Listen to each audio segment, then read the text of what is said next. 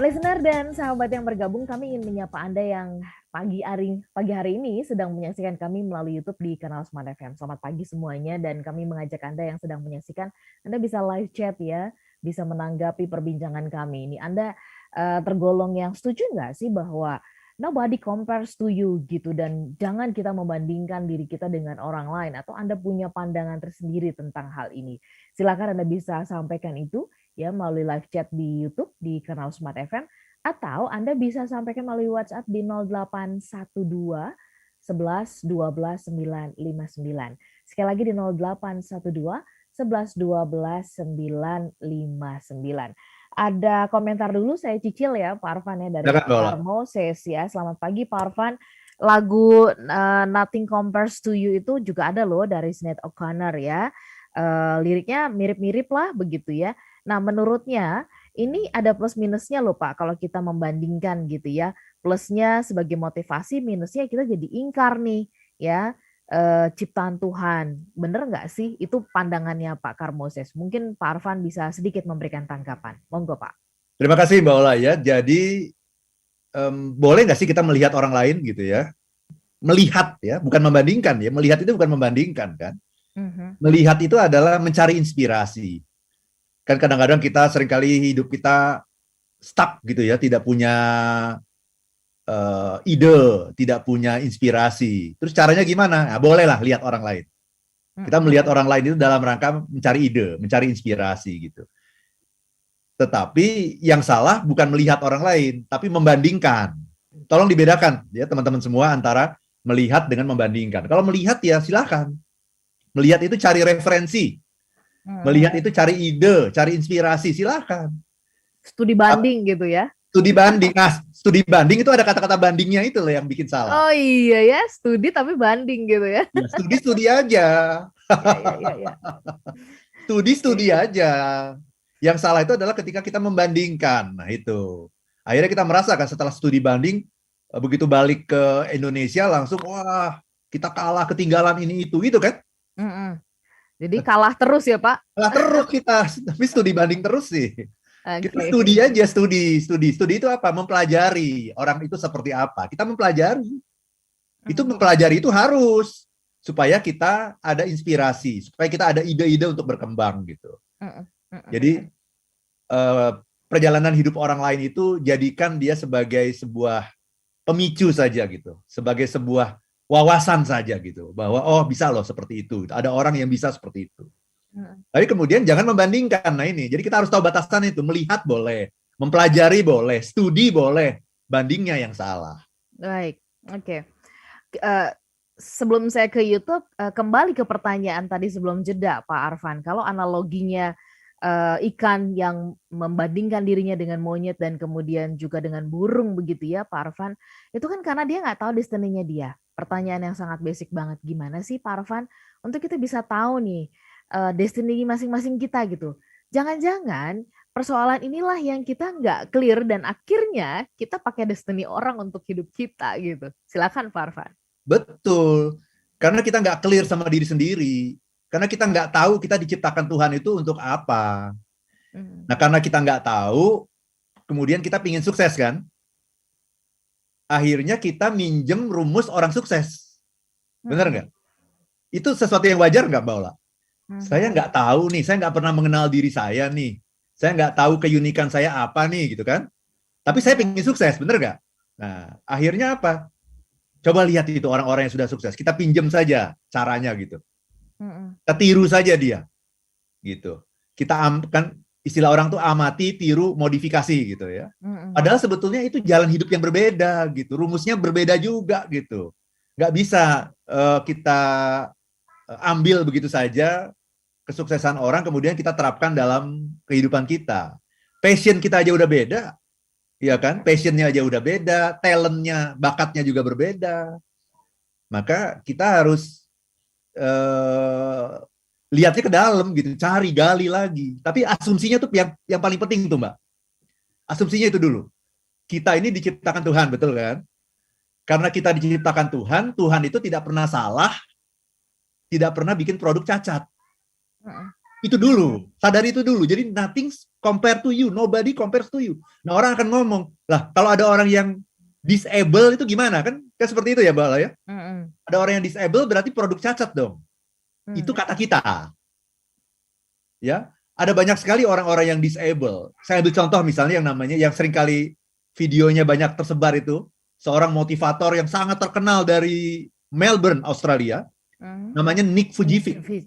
Ya, Pernah dengar ya? ya, Nick. Mungkin pernah nonton juga ya. Ya. Itu saya dan dia kan sama-sama motivator kan. Tapi perbedaannya adalah saya tidak seperti dia gitu. Dia kan justru dengan disabilitasnya itu dia menjadi motivator yang sangat unik, yang sangat luar biasa, yang bisa membangkitkan kepercayaan diri orang ketika melihat dia itu memberikan motivasi kan. Kenapa? Justru karena tubuhnya yang dalam pandangan orang normal, dalam tanda petik, tidak sempurna gitu. Berarti kan itu dia bukan produk cacat gitu. Saya tidak bisa menyaingi dia, dan memang saya juga tidak akan membandingkan diri saya dengan dia gitu. Dan dia juga tidak perlu membandingkan dirinya dengan siapapun gitu. Bayangkan ada orang yang namanya Jessica Cox, kalau Mbak Ola pernah dengar itu. Seseorang yang tidak punya tangan, ya, tapi kemudian bisa jadi pilot. Ya. Bisa jadi pilot pesawat terbang. Coba Anda berani nggak Mbak Ola naik pesawat yang pilotnya nggak punya tangan? Berani nggak? Nah, ini pilotnya, dan dia mengemudikan pesawat itu bukan pesawat yang didesain untuk orang yang disable, bukan. Dia mengemudikan pesawat yang didesain untuk pilot normal, dan dia bisa mengemudikan pesawat dengan baik. Ya. Dan kemudian lama-lama dia menjadi motivator sekarang ini, yang namanya Jessica Cox itu banyak memberikan motivasi di seluruh penjuru dunia. Dan ketika ada orang yang mengatakan pada dia, Jessica, saya mau memberikan kamu tangan palsu, tangannya yang sangat canggih lah supaya dia bisa menggunakan tangan itu dengan baik, seperti orang normal. Apa yang dilakukan oleh Jessica? Dia menolak itu, gitu ya. Dia menolak. Kenapa dia menolak? Karena dia merasa bahwa itu tadi nobody compares to me. Nggak ada orang yang bisa disetarakan dengan saya. Memang saya memang seperti ini. Justru dengan saya tidak punya tangan, saya bisa menginspirasi jutaan umat manusia. Kalau saya punya tangan, orang akan bilang, itu motivator biasa gitu. Itu Mbak Ola. Jadi ini dulu yang perlu kita garis bawah ini. Sadar nggak Anda bahwa Anda itu adalah ciptaan Tuhan? Dan kalau betul Anda adalah ciptaan Tuhan, berarti Tuhan itu tidak pernah salah dalam menciptakan. Dia cuma punya sebuah maksud yang sayangnya sering kita salah mengerti. Itu Mbak Ola. Oke. Tuhan punya maksud yang kita salah mengerti. Jadi supaya kita tidak salah mengerti, maka kita perlu berkomunikasi secara intens, bergaul dengan akrab begitu ya, melalui hubungan kita masing-masing pastinya ya, dengan jalan kita masing-masing begitu ya, Pak Arfan ya. Tanpa artinya membandingkan karena dia beragama ini, agama itu, karena ini lagi-lagi berkomunikasi dengan Tuhan ini bicara soal spiritual kepada Tuhan begitu ya, Pak Arfan ya. Nah, yang seringkali disalahartikan adalah orang membatasi yang namanya komunikasi dengan Tuhan itu hanya pada misalnya sholat, berdoa gitu saja, Mbak Ola. Padahal sebetulnya yang namanya berkomunikasi itu adalah membaca tanda-tanda Tuhan. Dan tanda-tanda Tuhan yang paling besar itu sesungguhnya bukan tanda-tanda Tuhan yang ada di alam semesta, tapi tanda-tanda Tuhan yang ada pada diri kita sendiri. Diri kita ini sangat unik gitu, dan alam semesta itu sesungguhnya terwakili oleh diri kita gitu, oleh sel-sel tubuh kita. Nah, ini harus kita kenali, pelajari gitu. Bahkan ada seorang filsuf yang mengatakan orang yang tahu segala sesuatu tentang alam semesta, tetapi tidak tahu apapun tentang dirinya, itu adalah orang yang tidak tahu apa-apa gitu. Jadi mengenal Tuhan itu, mempelajari Tuhan itu adalah dengan mengenali diri kita gitu sebagai ciptaan Tuhan. Ciptaan itu kan representasi Tuhan itu ada dalam diri kita gitu. Nah, Tuhan yang Maha Besar itu tidak mungkin menciptakan sesuatu yang cacat, sesuatu yang tidak sempurna, sesuatu yang tidak unik gitu. Nah, kalau kita menyadari itu kebiasaan membanding-bandingkan akan dengan segera selesai gitu, Mbak Ola. Ketika kita menyadari akan indahnya kita, the beauty inside ourselves. Gitu. Iya, wow, the beauty inside of us gitu ya. Ini mungkin next time kita bisa bahas topik tersendiri nih ya. Yes, ya. Baik, Pak Arfan, saya mau ke YouTube. Saya cicil juga nih ya, yang sudah masuk di kesempatan pagi hari ini. Nanti kita akan tanggapi di part yang berikutnya. Ada Pak Bobby Alimenti. Salam bahagia, Pak Arfan ya. Happy birthday untuk Pak Arfan, semakin sukses, berkah dan bahagia selalu. Kemudian Amin. Terima kasih, ada Pak Budi. baik, mode 1188 HBD ya, Pak Arfan Pradiansyah, semoga sehat, sukses dan terus menginspirasi ya. Amin. Terima kasih. Lalu kemudian ada Clara Maria Wona, selamat pagi Pak Arfan, selamat ulang tahun. Sebagai orang tua, apa yang bisa dilakukan untuk membantu diri sendiri dan anak-anak menjadi lebih menghargai diri sendiri? Salam dari Flores ya, dari Oh, Boy Flores begitu. oke. Silakan Pak Arfan. Ya, sebagai orang tua, jangan membanding-bandingkan anak-anak Anda dengan orang lain. Antara anak Anda yang pertama dengan anak yang kedua, anak yang ketiga, jangan dibanding-bandingkan. Setiap anak itu dilahirkan unik karena dia harus memenuhi sebuah misi yang khusus yang hanya dititipkan Tuhan hanya buat dia gitu. Dan memang sekolah-sekolah zaman dulu ya, itu membuat sistem ranking itu sebetulnya adalah seperti membandingkan ikan dengan monyet tadi itu. Seperti membandingkan burung dengan anjing misalnya. Itu kan sistem ranking itu sebetulnya, karena ranking itu mengharuskan orang itu bagus dalam semua bidang gitu. Padahal dalam semua pelajaran gitu. Padahal sebetulnya setiap orang itu unik. Tidak ada orang yang bagus dalam setiap pelajaran, itu tidak ada gitu. Jadi itu yang harus dilakukan oleh orang tua sejak awal, kita harus menyadari itu gitu. Karena kadang-kadang kan anak pertama, apalagi kalau anak pertamanya itu hebat gitu ya, itu dibandingkan dengan anak kedua gitu. Sehingga bahkan anak kedua itu kehilangan nama aslinya gitu. Dia hanya dikenal sebagai adiknya si ini gitu kan, adiknya si itu kan gitu. Itu Mbak Ola. Jadi kehilangan keunikannya itu anak. Bukan jadi hanya kakaknya pinter nih masalahnya gitu ya. Oh ini adiknya si itu ya, hilang dia. Nama aslinya hilang dia. ya. Jadi sudah bandingin tuh sama kakakmu gitu ya, Iya. kakakmu, bahkan bukan hanya kakak, anaknya om sama tante, anaknya bude gitu ya. Tambah rusak itu harga dirinya itu. Waduh, Tambah lihat tuh rusak gitu. anaknya bude sana tuh, lihat tuh anaknya om sana tuh, waduh. Kamu gitu aja nggak bisa, wah itu tuh udah Mungkin maksudnya langsung baik drop. sih ya, maksudnya untuk Ya, memotivasi gitu ya kali ya. memotivasi ya, oke. Iya. Tapi Tapi salah salah caranya. menyampaikan Iya. sarannya. Baik, Smart Listener, kita sambung ya nanti di sesi berikutnya, satu sesi yang terakhir, masih ada kesempatan buat Anda yang memberikan tanggapan atau juga memberikan pertanyaan. Kami jeda sesaat. Listener dan sahabat yang bergabung, lanjut seruput kopi Anda, seruput teh Anda, sambil kita lanjutkan juga perbincangannya ya untuk satu sesi yang terakhir ini. Pak Arfan, kalau tadi Bapak mengatakan nobody compares to you, stop untuk membandingkan diri kita dengan orang lain. Karena memang juga nggak ada duanya Pak Arfan di dunia ini, nggak ada duanya siapa gitu ya, Pak Jaki lah, Mbak Nova, itu tidak ada Nova-Nova yang lain. Walaupun ada namanya yang sama ya Pak Arfan ya. Iya. Yang kembar aja udah pasti tuh tetap ada perbedaannya begitu ya. Nah tetapi kita itu kan idealnya ya Pak Arfan ya. Nih kabar atau faktanya yang terjadi di lingkungan atau di sekitar kita ini kan nggak seperti itu. Kita seperti hidup di dalam dunia pembandingan gitu Pak Arfan. Dengan maraknya media sosial ya. Belum lagi kalau misalkan di perusahaan atau di kantor. Kita pasti setiap hari kalau meeting itu ya pasti akan mengcompare ya kan dengan pihak lain, perusahaan lain begitu. Nah ini gimana nih di dunia yang rasanya membuat kita frustasi, apa ya kita masa buru-buru meninggalkan dunia kan gitu, kan serem Pak Arfan. Ya. Nah bagaimana menyikapi hal itu? Silakan Pak Arfan. Nah, pertanyaan Mbak Ola ini bagus sekali nih Mbak. Jadi emang bisa ya kita nggak membanding-bandingkan diri kita dengan orang lain. Nah, kita harus tahu situasinya Mbak Ola. Kapan kita membandingkan? Kapan kita membuat perbandingan-perbandingan? Kita membuat perbandingan itu kalau kita mau beli sesuatu, benar nggak? Ya kan? Kalau kita mau membeli sesuatu kan kita pasti akan membandingkan kan. Kalau kita mau memilih sesuatu kan kita pasti membanding-bandingkan gitu. Tetapi itu hanya terjadi dalam situasi tertentu gitu. Ketika kita hidup itu kan bukan hanya memilih, bukan hanya membeli gitu ya, tapi hidup itu kan adalah menjalani takdir kita. Nah ini kita harus punya definisi yang sangat clear mengenai hidup. Hidup itu kan menjalani takdir kita. Nah karena itu kita harus tahu dulu takdir kita itu apa sebetulnya gitu. Makanya dalam ulang tahun saya kemarin itu ya, selama seminggu ini kan saya melakukan perenungan gitu. Apa sih sebetulnya takdir saya itu apa sih gitu ya? Karena saya dulu pernah macam-macam tuh ya dalam perjalanan hidup itu pernah saya berpikir untuk jadi seorang diplomat, Mbak.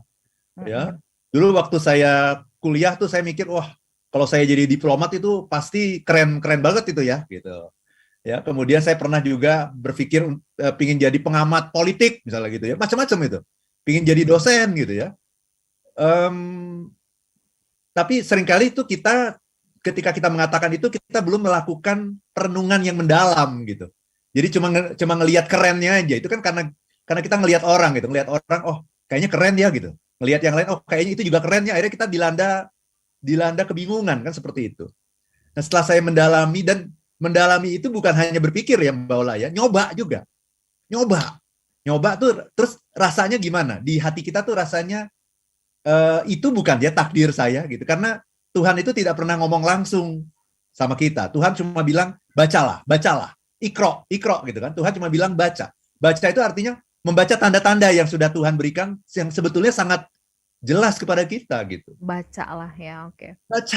Baca gitu. Baca itu orang kemudian menafsirkan cuma baca buku, baca kitab suci, bukan itu gitu. Baca itu dalam pengertian yang luas gitu. Lihat, kenali dirimu, baca tanda-tanda yang ada dalam dirimu. Aku nggak pernah salah loh menitipkan tanda-tanda itu. Nah, akhirnya saya mulai menemukan jalan tuh. Pelan-pelan sudah mulai menemukan jalan. Takdir saya itu motivator. Takdir saya itu adalah motivator. Tapi motivator juga banyak gitu kan. Motivator yang apa nih gitu. Saya pernah membayangkan diri saya jadi motivator yang berat-berat gitu ya. Yang kaitannya dengan misalnya strategi, ya, strategic management misalnya gitu ya. Ternyata itu tidak memberikan kepuasan kepada saya gitu. Jadi terus kejar terus. Jadi jalani hidup Anda, masuklah ke dalamnya, coba, trial and error, sampai akhirnya benar-benar ketemu. Nah, saya mungkin sudah 15 tahun terakhir ini udah benar-benar mantep gitu, bahwa saya itu motivator, leadership, dan happiness. Dua itu aja udah, saya nggak akan bahas yang lain deh, karena kalau saya membahas yang lain, saya tidak bisa memberikan nilai tambah kepada Anda gitu, kalau saya membahas hal-hal yang lain. Pokoknya leadership dan happiness, itu aja. Nah, semakin lama semakin mantap gitu. Dan saya ingin mengatakan bahwa ya saya ingin jadi motivator bukan sampai pensiun ya, sampai meninggal gitu. Sampai takdir saya di dunia ini, Tuhan udah bilang cukup Van, kamu sudah menjalani apa yang aku mau, kata Tuhan seperti itu gitu. Nah itulah nanti akhir hidup saya itu ya sebagai motivator. Udah ini udah clear ini, udah sangat clear Mbak Ola. Oke, baik. Itu kan Pak Arfan mendapatkan insight itu dari perenungan yang mendalam begitu ya. Perenungan dan uji coba. Ya, artinya juga membuktikan, ngetes istilahnya gitu ya Pak ya. Oke, baik. Pak Arfan, kita beralih ke YouTube ya. Saya coba secara cepat menyapa mereka yang sudah menuliskan beberapa catatan. Mbak Mila di Makassar, selamat pagi. Semoga sehat walafiat, panjang umur. Selamat ulang tahun untuk Pak Arfan dan terus menginspirasi di hari Jumat. Kemudian ada Pak Geoffrey Sinaga. Mengenal bagaimana mengetahui destiny kita kok nggak dibahas? Oh sudah tadi ya Pak Geoffrey, mungkin tadi terlewat. Nanti bisa mendengarkan kembali rekamannya ya di YouTube ya selepas acara ini selesai. Ada akun happy birthday ya Pak Arfan, Tuhan memberkati. Gimana caranya mengetahui dengan tepat apa yang menjadi kelebihan yang merupakan anugerah dari Tuhan? Tadi juga sedikit dibahas, tapi nanti kita coba mintakan Pak Arfan lagi untuk memberikan highlight. Dan Anastasia Nauli, gimana menyikapi kalau ya sekarang ini kan banyak yang berpatok pada studi ya, kita nggak bisa lari dari perbandingan. Tadi mungkin sedikit mewakili apa yang saya tanyakan tuh Mbak Anastasia Nauli ya. Baik, Pak Arfan, mungkin dari ucapan-ucapan smart listener ini, Pak Arfan ingin memberikan tanggapan sedikit sebelum kita tutup? Yes, Mbak Ola, kita harus tahu tandanya. Tanda bahwa kita punya penyakit membanding-bandingkan. Tahu nggak Mbak Ola, apa tandanya? Dari mana kita tahu bahwa, saya punya penyakit ini nih, dari mana? Tandanya kita punya sesuatu itu ya?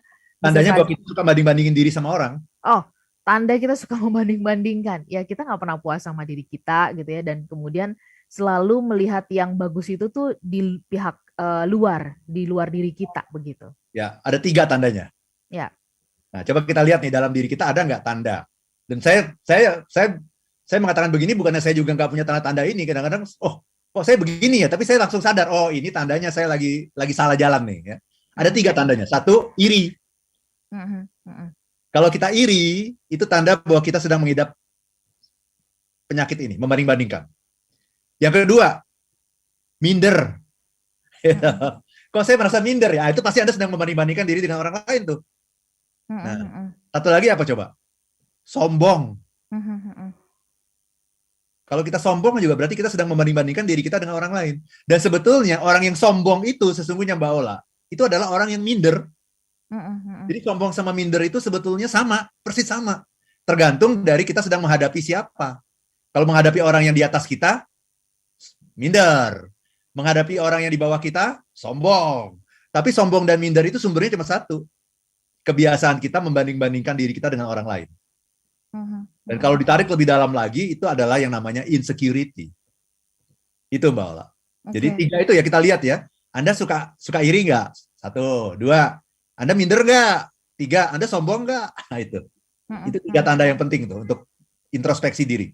mhm, mhm. Oke, baik.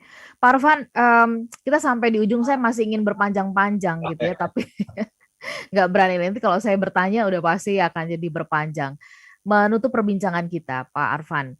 Eh, Pastinya kalau kita membandingkan, kita jadi nggak menghargai keberhargaan diri kita. Apa sih kuncinya, Pak Arfan, supaya kita itu jadi sekarang lebih memiliki waktu lebih banyak untuk melihat diri kita? Silahkan, Pak Arfan.